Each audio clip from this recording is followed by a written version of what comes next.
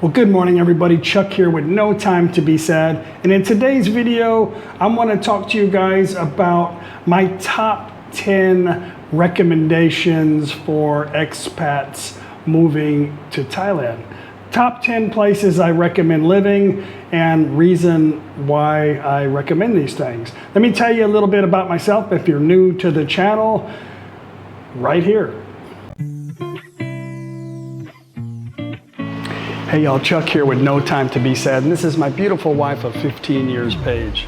We downsized, saved, and liquidated to quit our lifestyle in America of living for things to a life of wherever it might take us. We moved to Thailand November of 2016. We currently live Thai style on the Mekong River in a town called ThatPhanom in the province of NakhonPhanom. This is my wonderful Thai family. Every day for us is an adventure.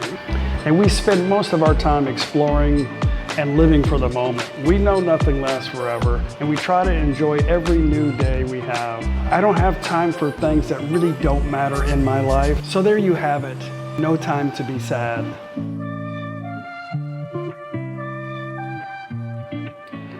It's important to know this a little bit about me before I share my recommendations. And this is about really basically my needs and wants in Thailand.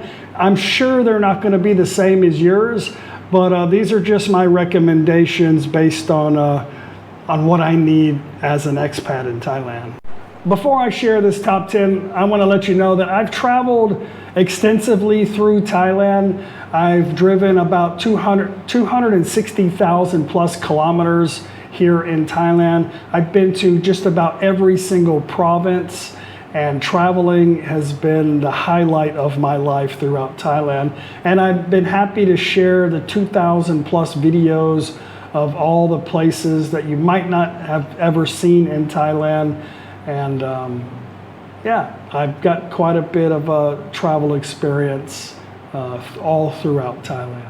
Basically what I need is, I don't need to be around a lot of tourists. To be an expat, the place that I would want to stay long term, I wouldn't want to be around a lot of tourists, not just because of the people, because maybe the opportunists that are around kind of get to my nerves a little bit because everybody's trying to sell stuff.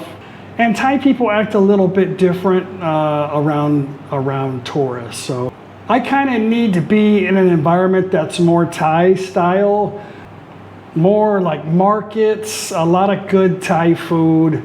And I like to go play pool. So if there's like a bar or something around, I can go play pool, have a couple drinks, meet up with some friends, something like that. Maybe a couple places where I can have some comfort food, maybe a McDonald's, a Burger King, or some kind of a foreigner. There's always Italian food, pizza places everywhere like that, but I don't need like a permanent dwelling. I wouldn't want to buy anything permanently, especially if I was single. It just wouldn't make sense. Thailand, I think it's very important for you to know that really nothing is permanent in Thailand. We, no matter our situation, if we have kids, if we work, we've been here 30 years, we're always going to be a foreigner. The government's a little unstable here.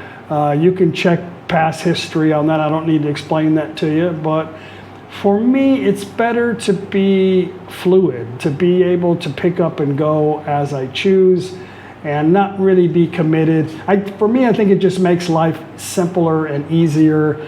The mindset of renting is a little different here than it would be back home. It wouldn't make sense back home, but here you can find fully furnished places at really good deals. I just showed a deal to my mom in Udon. She really likes Udon.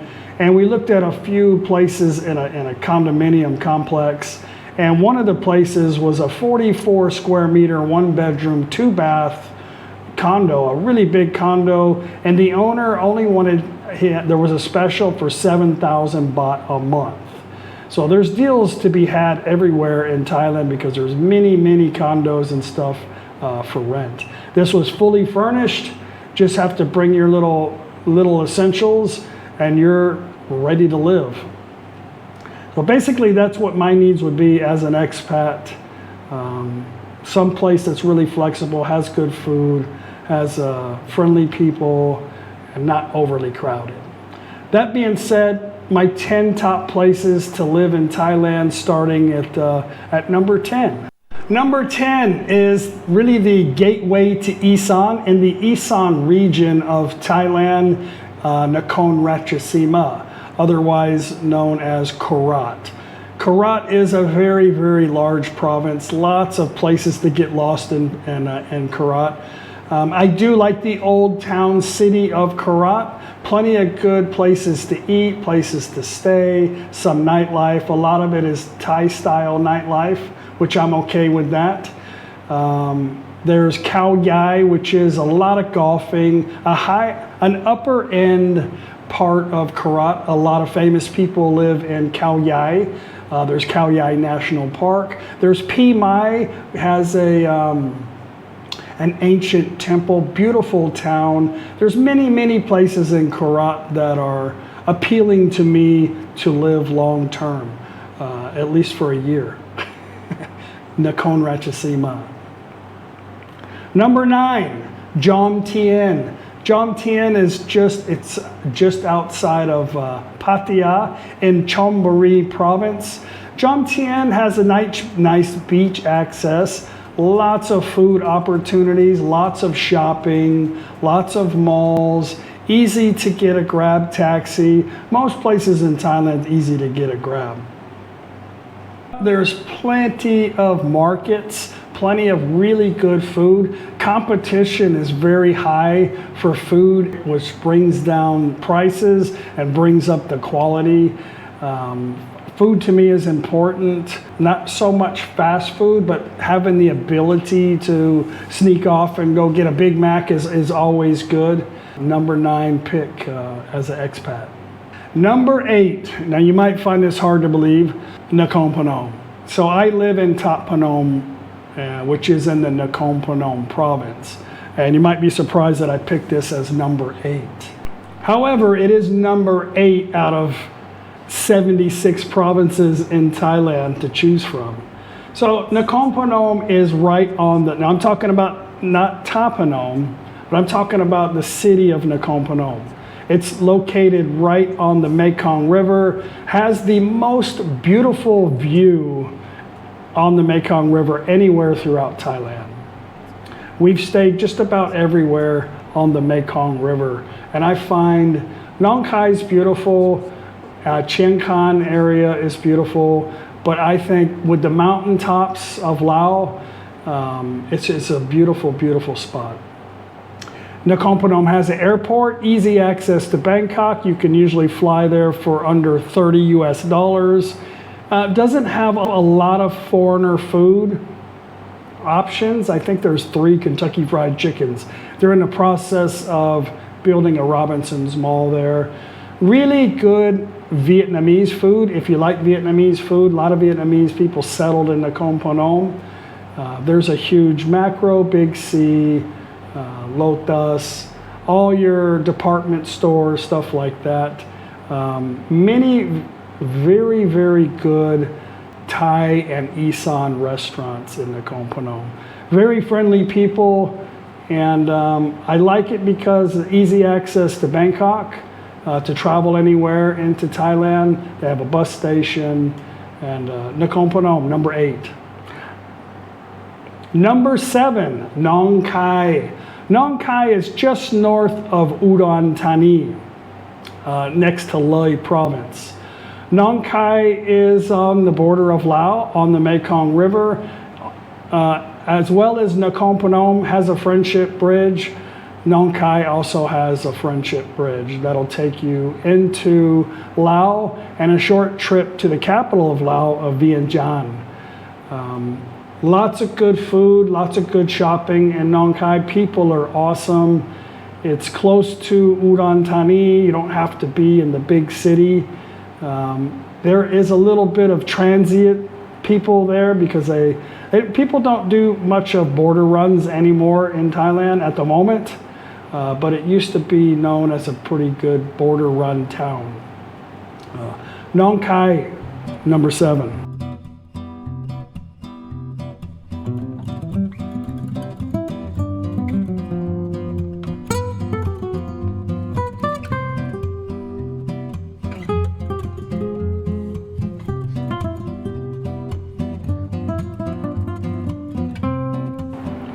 Number 6, of course, by the ocean, Rayong, Thailand. Rayong has a lot to offer for expats, lots of shopping, malls, beaches, not the perfect. You can find decent beaches in Rayong. A lot of good restaurants and bars and stuff on the beach. A lot of good seafood, very inexpensive. Rayong is a cheap place to be by the beach with more Thai style. A lot of Thai people travel there on holiday, but I really like Rayong. Rayong is a good place. Also from Rayong, you can catch a boat over to Got Samet. Got Samet is not a big island. It's like a Thai weekend tourist island, but the beaches are super white sand and the water is really clear. And if you time it right during the week, if you live there, you will be able to do this. You'll get to have a great few days on the beach of Got Samet. And it's not so expensive.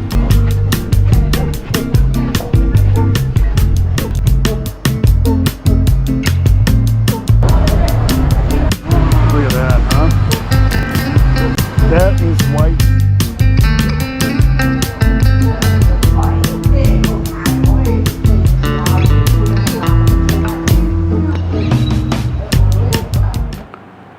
Number 5, way down south, Surat, Thani. Surat, Thani is usually where we go when we're traveling like to Krabi. Surat, Thani is more of a very large Thai town. Beautiful river, beautiful beaches on the ocean, awesome food, great markets. There's a lot of nightlife, mostly Thai style, which is okay. Not so much of like American food, Falang food, stuff like that. However, there is, like I said, there's always Italian restaurants. You usually can find a pretty decent pizza anywhere. I've been here 9 years, so I don't really need to have access to like Burger King, you know. What I need access to is an airport. So if I want to go, I go take a little trip somewhere. Because I'm not permanent, I'm flexible, I can just do that. So Surat Thani, I really like that town. It's a really cool, it was a toss-up between Chumphon and Surat Thani. Krabi used to be on my list, but Krabi's a lot different now. It's just different now. The old town of Krabi's okay. I used to really like Ao Nang, but it's changed a little too much for me to want to stay there long term. So Surat Thani would be number 5 for me. Number 4, Chiang Rai. Chiang Rai is up north. A lot of people prefer Chiang Mai, I think, because it's popular. There's a lot of American restaurants there, a lot of foreigners there, a lot of Chinese reside in Chiang Mai. Chiang Mai is in a valley, so the problem is the weather, or I should say the air quality, because it just kind of settles. There's not much wind. Chiang Rai, however, I think it's up in the mountains.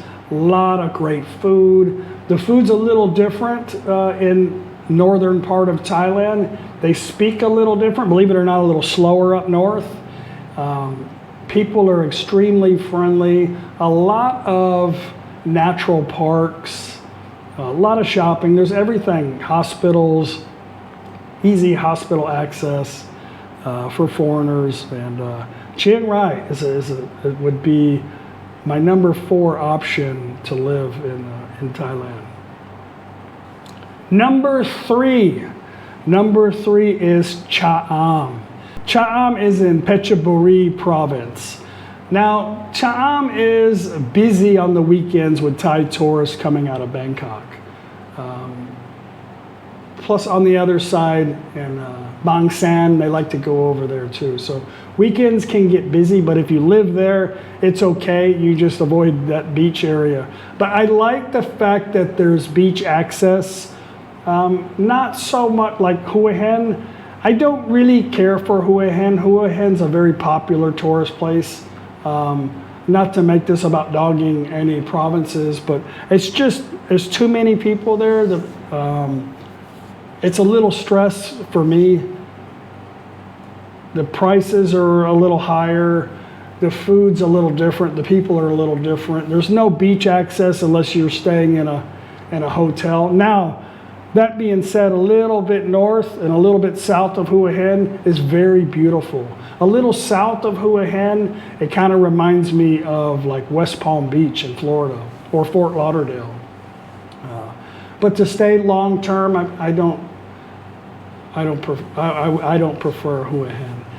I don't really care too much for some of the foreigners. I have a lot of subscribers that live there, but I just don't personally care for it. Been there several times. Chaam is more Thai style. Chaam has nightlife. Chaam has great seafood markets, fresh markets. There's a lot of foreigner food options there. A handful of foreigner restaurants. There used to be a foreigner grocery store there. I think they moved, I'm not sure. It's been a little while since we've been there. Plenty of gated communities. Things are relatively inexpensive. The only bad thing about it is you got to drive a little bit up north. Just like we do here, we have to drive 55 kilometers to get into NakhonPhanom to do any kind of major shopping at the big stores. But for me, I like beach life. I don't like hustle and bustle. I don't mind the Thai crowds. I've accepted it, it's okay. So Chaam for me has always been a favorite place. And the expats that live there seem to be a lot older, like really, really settled in Thailand. Not a lot of young people in Chaam. Not that that's a big deal. Also, I should have mentioned in Surat, Thani, it's easy access to get to Koh Samui from there, and a couple of the other Thai islands. Number 2, you guys are gonna probably not believe this, but my number 2 pick for long-term stay as an expat is Koh Chaam. I know you probably thought that would be number 1, but you guys probably already know what number 1 is now, if you know me. So I just fell in love with Koh Chaam the very first time I went there. For me, the main reason why, not just because it's an island, I think it's the way the island is set up. On the other side of the island is mostly Thai style. A lot of people, Thai people with money live on the other side. That's where you're gonna find all your schools, hospitals, a lot of good Thai style restaurants. But on the one whole side, at the moment you can't drive all the way around the island, but it starts off basically in white sands. I know there's other stuff in front of that. We've stayed just about everywhere in Koh Chaam. But what it is to me is like each section is a little different. And it's hard to get bored there because you can just move. Every little section has something to offer, whether it's food, nightlife, beaches, hotels. Each little section is different. I prefer, me and Paige love Koh Chaam, so I'm speaking for her too. We prefer the Kai Ba area the best, mainly for all of the food options, a lot of massage, nice little places to sit and have an evening cocktail, some really cheap, good market food, Thai food, just a lot of good. Food's important no matter where you go, at least to have the options to have some diversity in your diet, you know. I just love the people, the Thai people, the island life. Thai sabai is the ultimate for me. Like, people just do not give a crap there. Nobody's really pushy. You got a few vendors on the beach trying to sell you bracelets and necklaces and stuff, but they're not pushy. It's relatively inexpensive depending on the area. It's still cheap. There's a macro there that has a lot of, actually that macro has more Falang or foreigner food than any macro that I've been. Mainly because a lot of the restaurants, that's their only option unless they get it, you know, on the mainland, which the mainland's easy to get to. But they usually stock up pretty good with foreigner stuff. There's a couple of really nice grocery stores. There's a mid-size Big C and Lotus. I think the Lotus moved. I'm not really sure what's going on with the Lotus. It wasn't there last time we went, so I don't know if they're moving to a different location or what's going on. But as of now, there's Macro and Big C and a couple of grocery stores. Lots of wine shops. I just love the feeling of Koh Chang. Yeah, it's just, it's a great place. And I go there at least a couple times a year. We're gonna be there in a couple of days. My number one place to live in Thailand as an expat is Udon Thani. Udon Thani is in Isan. Udon is a special place for me. My mom loves it there. She may end up getting a second home, like condo there. Plenty of shopping, big mall, lots of really good food. I show mostly staying in one area. I don't know that I would live in that area. There's a big, nice, beautiful lake with a park around it. Plenty of places to stay, condominium, stuff like that around there. That would probably be where I would stay if I lived there in that area. But it has a lot of things there that I like. I like to play pool. I like to golf. Really good golf courses there. The thing that really appeals the most to me about Udon Thani as a long-term expat is that it's kind of a small town feeling. No matter what area you live in Udon, everybody kind of knows everybody there. And this goes without saying in most of Thailand, except for the tourist areas. But people, they have a good nightlife there in Udon, but it doesn't bring a lot of shady people there because everybody knows everything. So if you're a shady, mischievous person, like a taker, everybody knows who you are. Like everybody talks. So you end up weeding out the bad and having the good. So most of the expats that live there are pretty friendly. A lot of them keep to themselves. A lot of them don't hang out in the bar areas. I've met quite a few people that live in the rural areas. I don't know. I really strongly recommend you just coming and visiting Udon. Not trying to fill the place up. It's not for everybody, for sure. But it might be for you. The airport is big. I think they've got 4 or 5 different airlines that go through the airport. The airport's big. There's a train station. You can get all the way down to the very southern part of Thailand on a train if you want to do that. Or take the train up to Nonkai. There's a big bus station. Udon has it all. The food there is very inexpensive, really good markets. The quality is number one. Thai people are very picky about food. It's like true capitalism. If your food quality is not good, you're getting people sick, or your portions are no good, your flavor's no good, you just won't last at all. You'll just starve yourself out. So a lot of competition for food in Udon, very inexpensive. Yeah, believe it or not, and I think most of you already knew the answer to my number one place to live in Thailand is Udon Thani.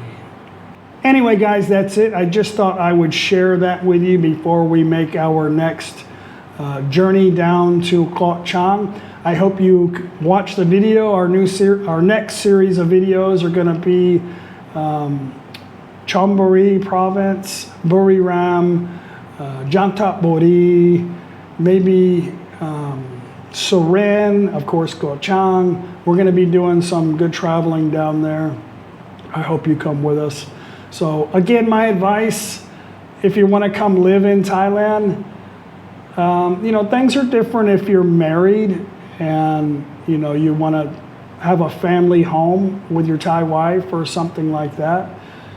Even if you want to buy a place, it's okay. I'm not telling you not to do it. I'm only recommending that life could be a lot easier in Thailand if you stay flexible.